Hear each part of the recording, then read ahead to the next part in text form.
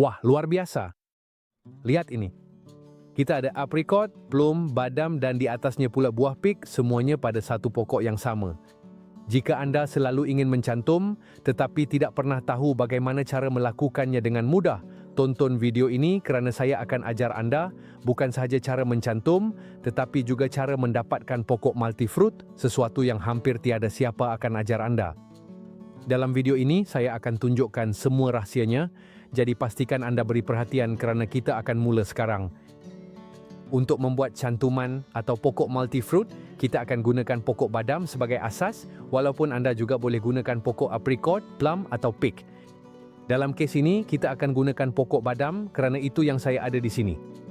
Semua pokok ini boleh digunakan sebagai batang bawah kerana mereka tergolong dalam keluarga buah berbiji keras yang sama dan mempunyai keserasian yang baik antara satu sama lain. Dengan cara ini, kita akan berpeluang untuk melakukan jenis cantuman ini pada pelbagai pokok mengikut apa yang kita ada di rumah. Baiklah, dan untuk membuat cantuman ini, apakah bahan-bahan yang kita perlukan? Sebenarnya bahan-bahannya sangat mudah. Kita akan perlukan sebuah gerudi dan juga satu set mata gerudi kecil. Dan di sini ada sesuatu yang sangat penting. Mata gerudi mesti sepadan dengan ketebalan tunas yang akan kita pasang. Jika tunas itu lebih nipis, kita akan gunakan mata gerudi yang lebih nipis, dan jika tunas itu lebih tebal, kita akan gunakan mata gerudi yang lebih tebal. Sebab itulah sangat berguna untuk mempunyai satu set mata gerudi kecil, kerana tunas biasanya tidak semuanya bersaiz sama, dan dengan cara ini kita boleh menyesuaikan diri dengan setiap satu daripadanya. Kita juga akan menggunakan pita penebat biasa. Ya, yang biasa digunakan kerana saya mahu sesiapa sahaja boleh melakukan cantuman ini di rumah tanpa perlu membeli bahan khas. Selain itu, kita akan menggunakan pes penutup luka untuk menutup kawasan cantuman dengan baik dan mengelakkan kemasukan kelembapan, udara, atau kemungkinan penyakit. Dan sudah tentu, kita akan memerlukan tunas daripada variety yang akan kita cantumkan, pokok paraguayo atau pik, aprikot, dan plum. Perkara pertama yang akan kita lakukan ialah memilih kawasan pada pokok badam di mana kita akan meletakkan cantuman. Dalam kes ini, saya telah memilih bahagian ini. Kita perlu ingat bahawa kita akan meletakkan 3 tunas. Jadi tidak sesuai untuk meletakkannya terlalu rapat atau terlalu jauh antara satu sama lain. Tujuannya adalah supaya ia diedarkan dengan baik dan setiap satu mempunyai ruang untuk tumbuh pada masa hadapan.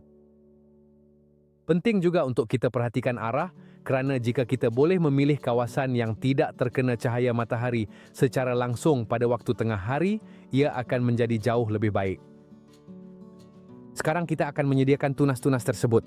Kita ambil tunas pertama dan kita kurangkan bahagian dasarnya sedikit demi sedikit. Tujuannya adalah untuk memberikannya bentuk yang serupa dengan hujung pensel. Tidak perlu membuat hujung yang terlalu tajam, tetapi ia mesti cukup kemas supaya boleh masuk ke dalam lubang yang akan kita buat dengan gerudi. Dan kita lakukan perkara yang sama dengan tunas-tunas yang lain. Yang penting adalah ia kekal kukuh dan kawasan sentuhan dengan kulit batang pokok penanti adalah sebaik mungkin. Sebaik sahaja kita sudah sediakan tunas-tunas itu, kita akan buat lubang-lubangnya. Sekarang kita pilih mata gerudi yang paling sesuai dengan ketebalan tunas.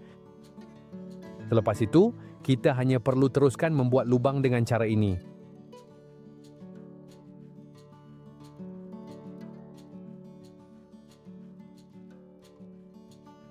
Sebaik sahaja lubang-lubang sudah siap, kita akan membersihkannya.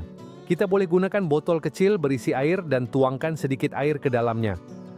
Ini membantu mengeluarkan serbuk kayu atau sisa yang tertinggal di dalam, dan jika kita nampak serpihan atau sisa kayu, kita boleh keluarkan dengan dawai halus.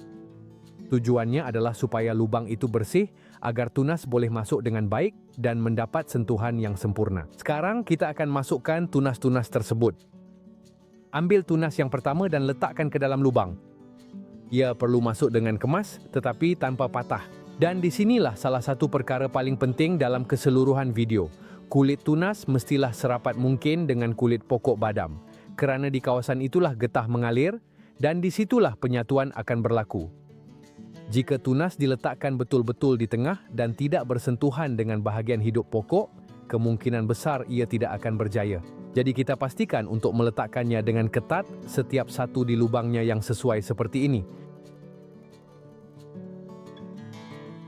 Setelah ketiga-tiga tunas diletakkan, kita akan menutup kawasan tersebut. Kita ambil pes penutup luka dan dengan berus, sapukan di sekeliling setiap cantuman. Ini membantu melindungi luka tersebut.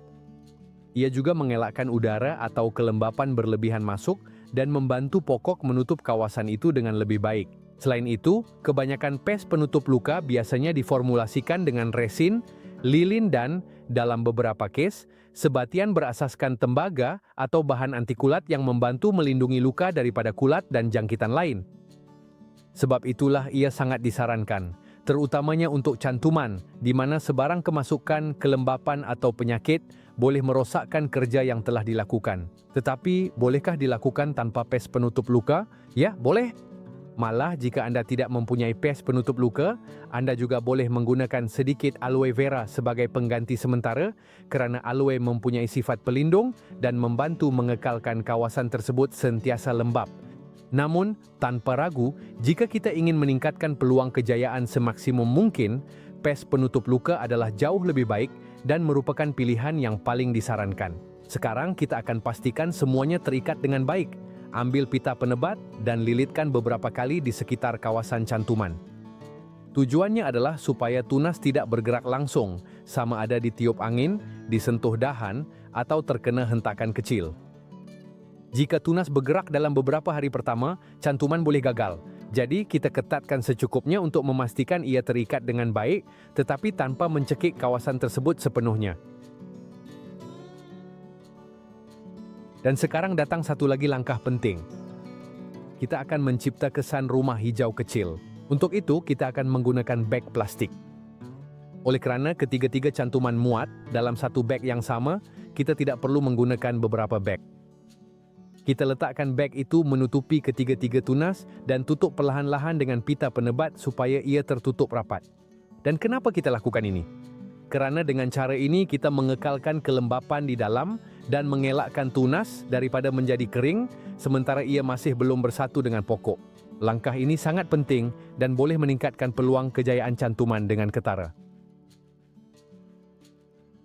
Mulai sekarang kita hanya perlu menunggu.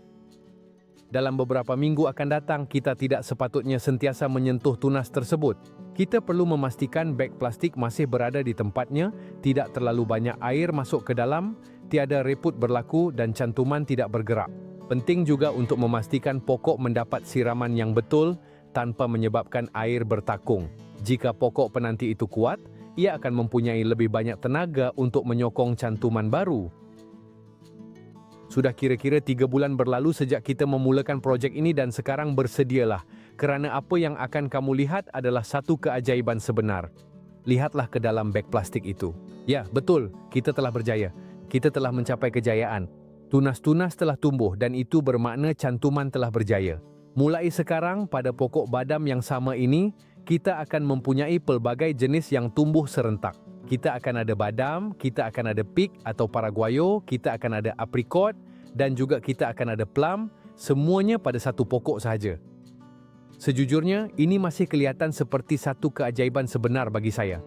Mampu mempunyai beberapa jenis buah yang berbeza tumbuh pada satu pokok adalah sesuatu yang luar biasa. Dan jika selepas melihat ini masih ada orang yang berfikir bahawa alam semula jadi tidak menakjubkan, sungguh, datanglah dan terangkan kepada saya.